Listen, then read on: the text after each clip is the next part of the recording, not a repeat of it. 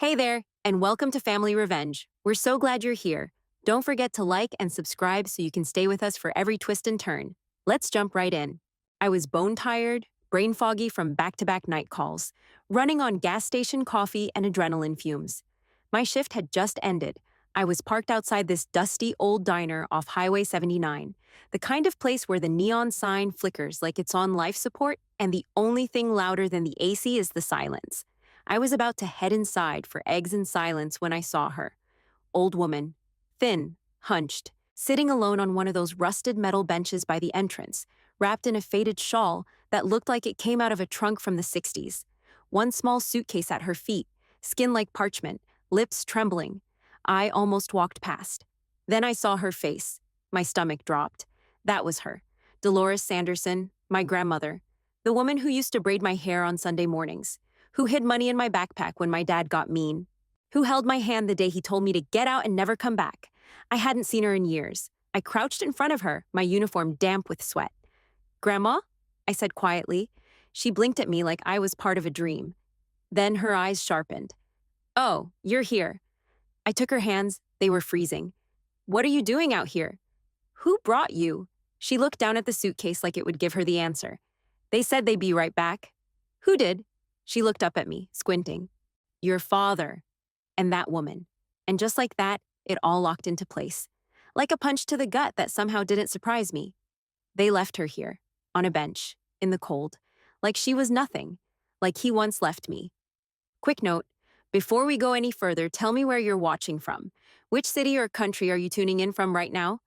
I stood up fast and grabbed the blanket from the back of my rig, wrapped it around her shoulders, helped her up. She winced as her knees straightened, and I felt rage bubble under the exhaustion. "You're coming with me," I said, no hesitation. She didn't argue, just nodded. That faint smile, the same one from when she'd sneak me extra mashed potatoes as a kid, flickered across her face. "You always were the one who came back," she whispered. I opened the ambulance door, helped her inside, and strapped her in gently. The heater hissed to life. She leaned back with a sigh, closing her eyes. I sat behind the wheel, hands clenched. Something shifted in me right then.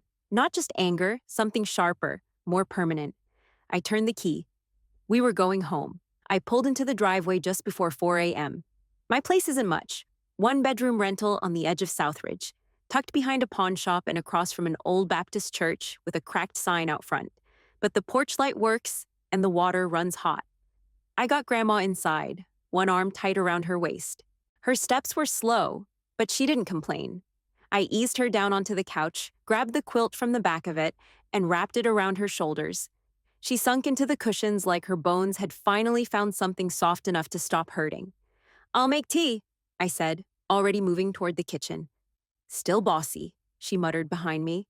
I heard the smile in it. The kettle clicked on. I grabbed the chipped blue mug she'd given me years ago. It still had the tiny sunflower decal, half scraped off the side. When I handed it to her, she stared at it a second longer than I expected.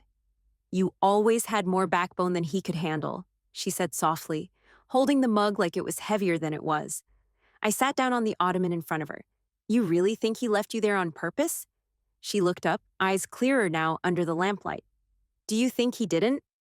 That shut me up. She took a sip. Her hand still shook, but she held the cup steady. I leaned forward, elbows on my knees. "Do you remember the night he kicked me out?" She nodded. "He was yelling. Said you were ungrateful. Said EMTs don't make real money." I smirked. "Told me I was choosing strangers over blood." She reached out and patted my knee. "And you were choosing purpose." He couldn't stand it. I felt the couch under me shift, not physically, but in my head, like the memory pulled me back into it. I was 18, 2 weeks from graduation. I'd come home with my EMT school application, excited as hell. Dad was in the garage, covered in grease. He took one look at the paper and lost his mind.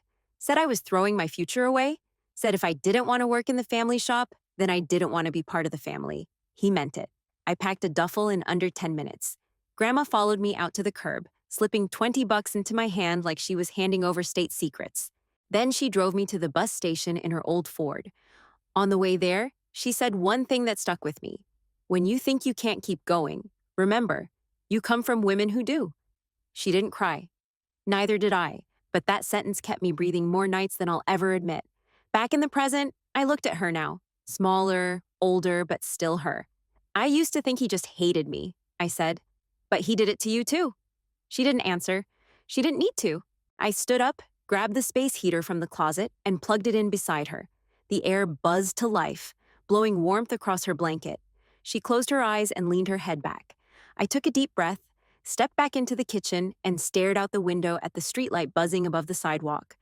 That was the moment it all clicked. This wasn't just about a bad father or an abandoned old woman. This was a pattern, a rot in the foundation. He discarded the people who didn't serve him, and we both got the knife. I came back into the living room. She was still awake, eyes open but heavy. I sat next to her and took her hand, same way she had done for me all those years ago at the bus stop. "We're going to make this right," I said, low but solid. "Not just for tonight, for good."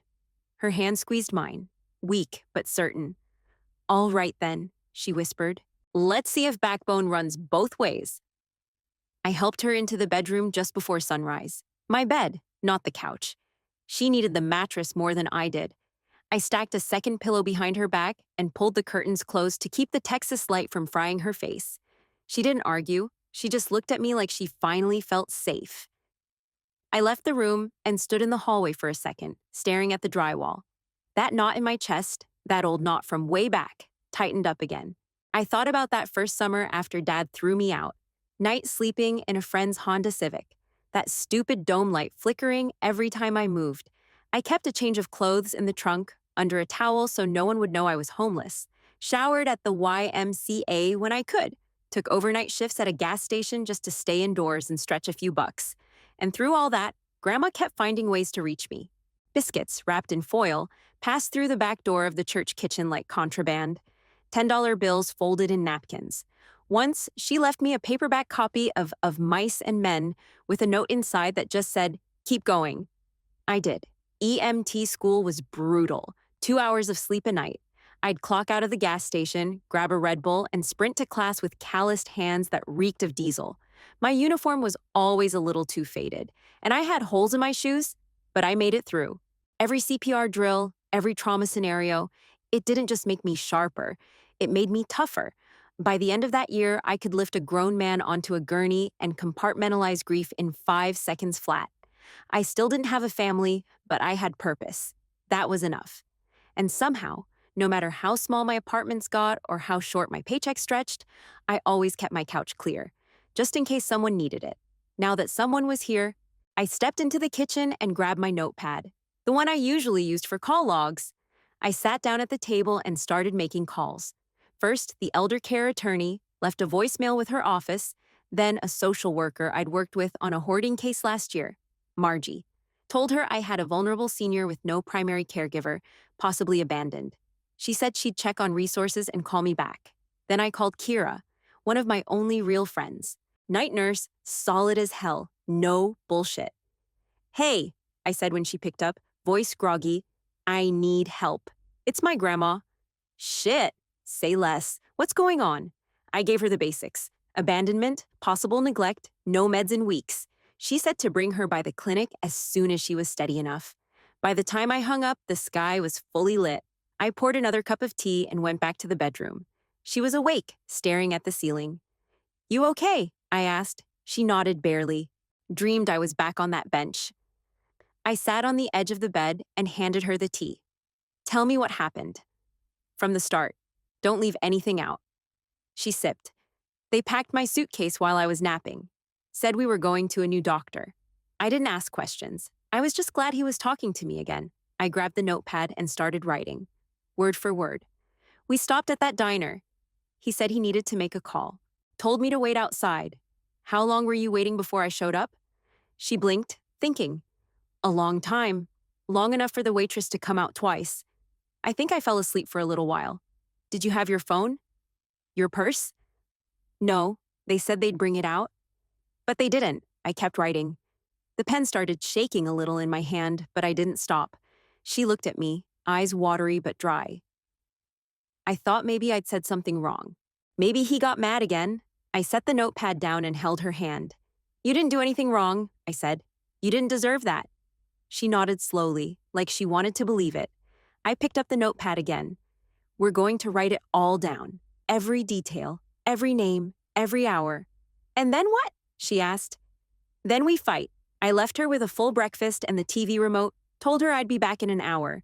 She asked if I was going to work. No, I said, grabbing my keys. I'm going to get answers. The diner was 30 minutes out, sitting lonely at the bend of a dead stretch of road. Sun was already cooking the pavement. Same metal bench, same cracked pavement. Seeing it empty this time made my chest go tight. Inside, the air was thick with bacon grease and dust. I walked straight to the counter. Morning, I said to the guy wiping down menus. You the manager? He nodded, cautious. I pulled out my work badge. Not police, but official enough to make him pause. I'm trying to confirm something. I need to see footage from the night of the 22nd. He raised an eyebrow. We only keep 3 days. I need that day, I said. It's about an abandoned elderly woman. I found her on your bench. His face changed. That was your grandma? Yeah. He didn't ask questions after that. Led me through the swinging door to a back office that smelled like burnt coffee and old fries. He queued up the footage from that night on a dusty monitor. There, I said, pointing. That's them. The camera caught it all in grainy black and white. My dad's silver Dodge Ram pulled into frame, headlights on high. I watched him park, pop the trunk, and come around to the passenger side. There she was, Grandma, shaky, confused, suitcase in hand. He helped her out, not gently, just functionally, set her bag beside her on the bench. Then he and my stepmom got back in the truck. Didn't even glance back. I stared at the timestamp, 7:43 p.m. I found her after 2 a.m., 6 hours and change. I didn't say anything for a long minute. Just sat there and let the bile rise up my throat. Cold, controlled. You want a copy of this? The manager asked quietly. Yeah, MP4 format. Flash drive if you have it. He nodded and started the transfer. I leaned against the filing cabinet, arms crossed, mouth dry. They left her like trash, sat her down, said, wait here, and drove off into the night like she was nothing. Just like they did to me, only this time, they knew she wouldn't make it far. Back at the house, Grandma was sitting at the table flipping through an old Reader's Digest, glasses perched on the end of her nose. Hey, sweetheart, she said when I came in. Didn't expect you back so fast. I dropped the flash drive on the counter. Got what I needed? She didn't ask. I made coffee and sat across from her. We drank in silence for a few minutes. Then she said, like she'd been thinking on it all morning. You know, I lost my address book the week before all this. Can't find it anywhere. My stomach tightened. The little leather one with the elastic band? She nodded. Had all my numbers in it. Yours too, I didn't say anything. Just looked at her. She stirred her coffee with shaky hands. I probably just misplaced it. No, I said, flat. They took it. She blinked. You think so? I know so. They didn't want you to call anyone. Especially not me. She stared at the mug, quiet again. Then her voice went low, barely a whisper. I don't think they ever meant to come back. I didn't answer. I didn't need to. The truth was in the footage. It was in the timestamp. It was in the way he didn't even turn his head once the door slammed shut. That was the look of a man who'd made a decision and walked away from it without flinching. I stood up and grabbed my laptop from the kitchen shelf. What are you doing? She asked, backing this up. Twice she watched me click and type, eyes glinting just a little. You're not going to let this go, are you? No, I said. Not a damn chance. I printed 2 copies of the footage and shoved one into a manila folder before we left the house. At the county clinic, I parked in the back and helped Grandma out slow, careful. She insisted she could walk on her own, but I kept my hand on her elbow anyway. She smelled like lavender lotion and dryer sheets. Her sweater swallowed her whole. The nurse gave us that pity look, the one people try to hide when they think they're being kind. I hate that look. I sat through it while they took her vitals and weighed her. 92 pounds. When the doctor came in, she flipped through the chart with a tight mouth. Dolores, you've been skipping your blood pressure meds. Grandma shook her head. They said I didn't need them anymore. The doctor shot me a glance. I kept my face still. You're dehydrated, malnourished.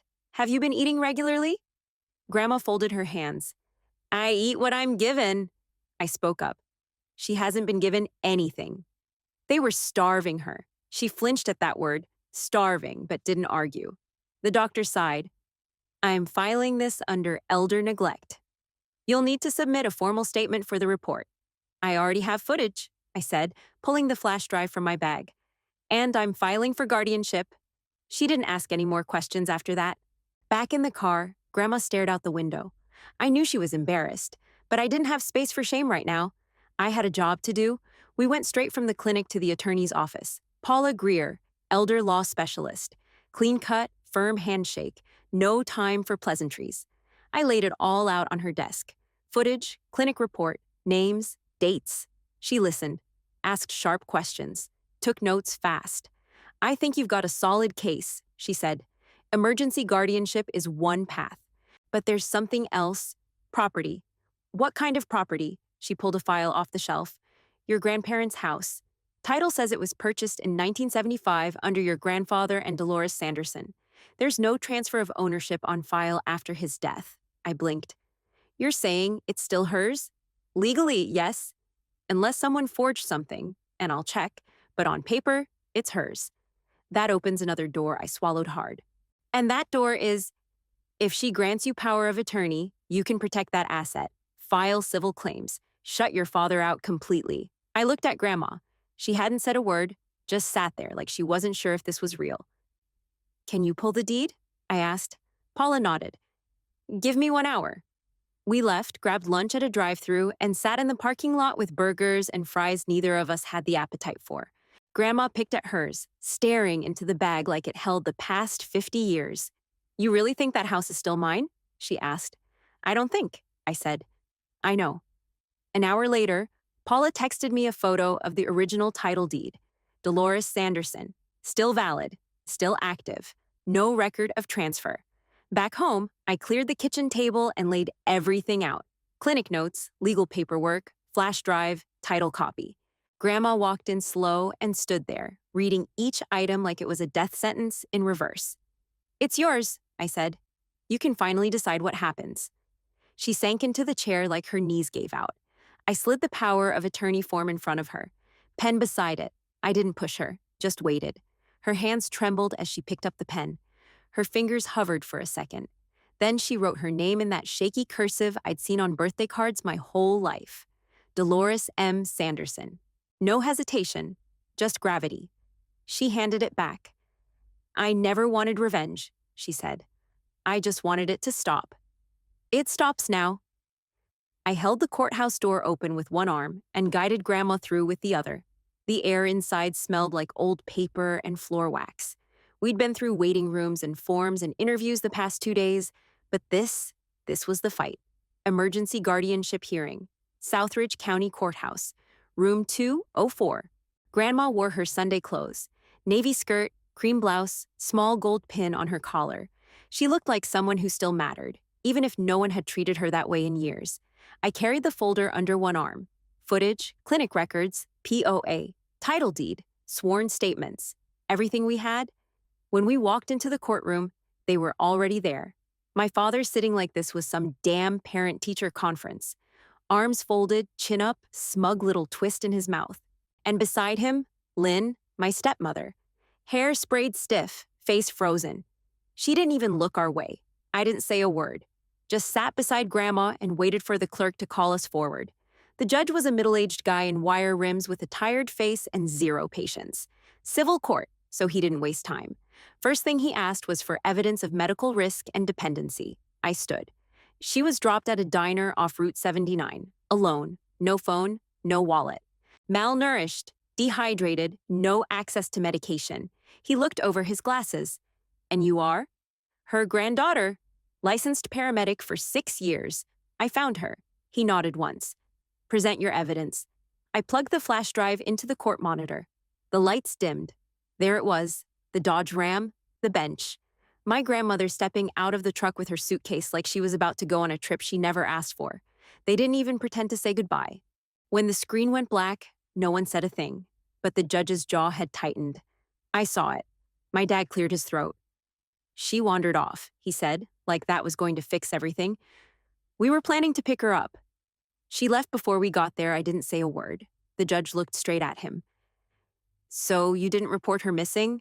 My father blinked. We We weren't sure how long she'd be gone. Lynn stared at the floor. Then the judge turned to Grandma. She stood, slow but sure, gripped the edge of the table for balance. Her voice wasn't loud, but it was clear. "He left me," she said. "He told me to wait." And I did. You could have heard a pin drop. The judge looked between all of us, silent for a few seconds. Then he tapped his pen on the file. Temporary guardianship is granted to the petitioner pending full investigation. Motion for emergency protection is approved. Further hearings to follow, gavel down. Just like that. Outside the courtroom, the sun was brutal again, hot enough to blind. I helped Grandma down each step, one slow movement at a time. People rushed past us, but we weren't in a rush anymore. When we got to the bottom, she paused. "They always acted like you were the problem," she said. Her fingers curled around my arm, steady and warm. "But you were always the strong one. They just never wanted to see it. I didn't speak. I just let her hold on to me while we stood there in the heat, not as the victims. Just two people finally walking out on their own terms. Back at home, I dropped the courthouse folder on the kitchen table. Grandma kicked off her shoes and rubbed her feet like she'd walked 1,000 miles. While she rested, I called Paula. "We're approved," I said. "Good. Then let's finish this," she replied. "You're clear to sell the house now." The next morning, we drove to Rosemont Lane. That street used to feel like Sunday mornings and porch swings. Now it looked like time skipped over it. Overgrown hedges, cracked sidewalks, one broken tricycle in a dead yard. The house was worse. Roof sagging, siding warped, windows fogged over with mildew. I could still see the outline of the bird feeder Grandma used to hang from the maple in the front yard. Empty now. No birds, no sound. We stood on the sidewalk, just staring. She gripped my arm, squinting at the front door. "It used to be full of hymns," she said, voice so soft it barely made it past the breeze. Every Sunday morning, windows open, records playing. Mahalia Jackson, the Clark sisters. Even your dad used to sing I Didn't Say Anything. I let her have the silence. It meant more than any words I could have come up with. I took pictures for the listing, sent them straight to Paula's contact. We priced it low. We weren't trying to win. We were trying to end.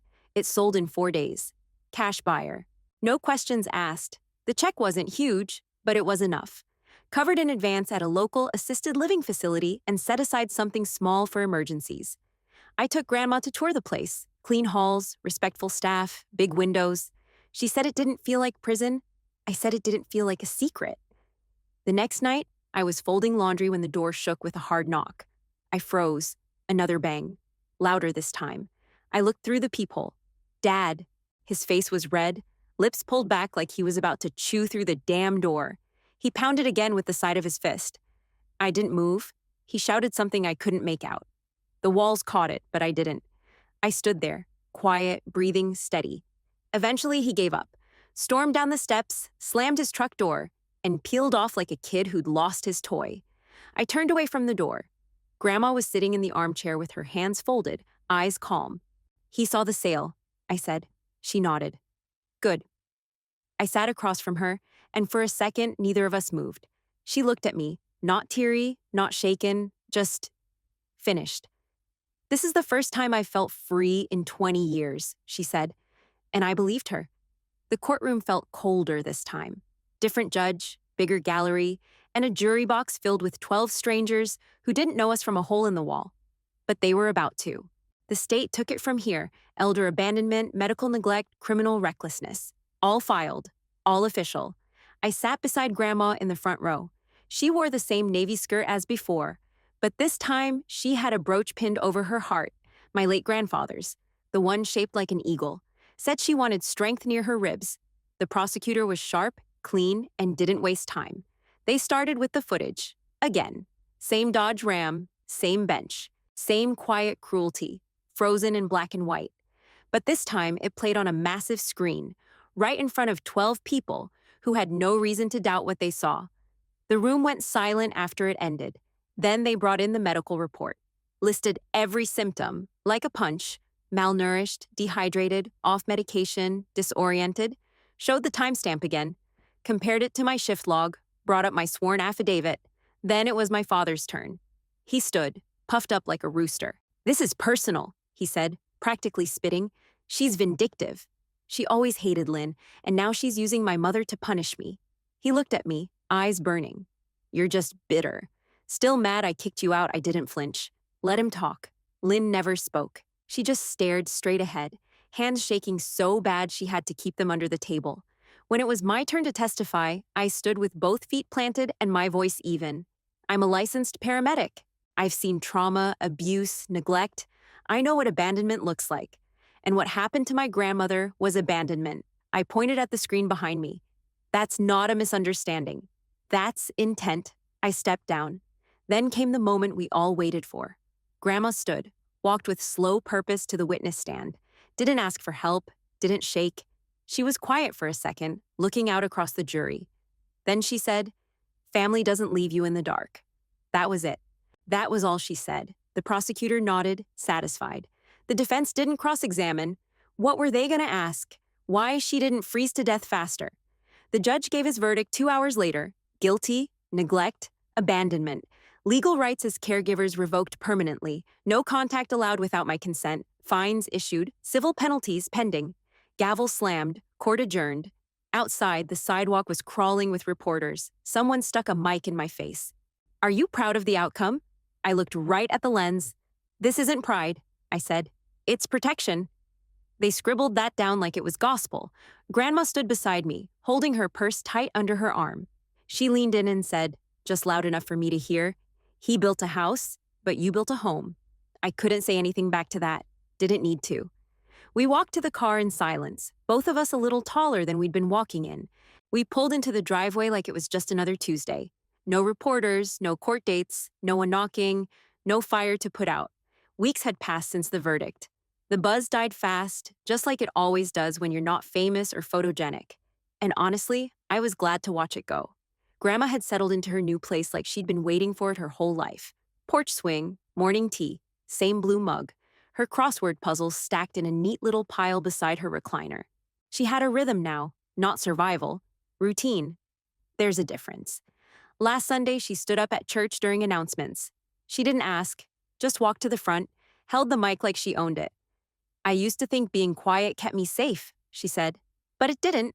It just kept me invisible." She didn't cry. A few people in the pews did, though. I sat in the second row with my jaw clenched and my hands locked together, because if I moved, I'd lose it completely. Today we drove out to the old neighborhood. I parked 2 houses down from Rosemont, engine still running. We didn't need to stay long. The shutters were new, bright white. Lawn was cut. The house looked lived in, but not like our kind of lived in. No bird feeder, no rust stains on the porch steps. She looked out the window for a long time. "That tree," she whispered. "I planted that the year your dad turned 7. It still stands." I followed her gaze. The maple was taller now, thicker around the base, leaves rustling just slightly in the wind. "It's not home anymore," she said. I nodded. "That's okay." "You are." She looked at me then, really looked, and something in her face just settled, like all the tightness let go at once. We didn't go inside, didn't need to. We drove back to her place, sat on the porch with sweet tea and watched the street fade into sunset. No ambulance calls, no courtrooms, no screaming or lies or slammed doors. Just still air. We didn't say much, didn't have to. The story was quiet now. But the truth? Permanent.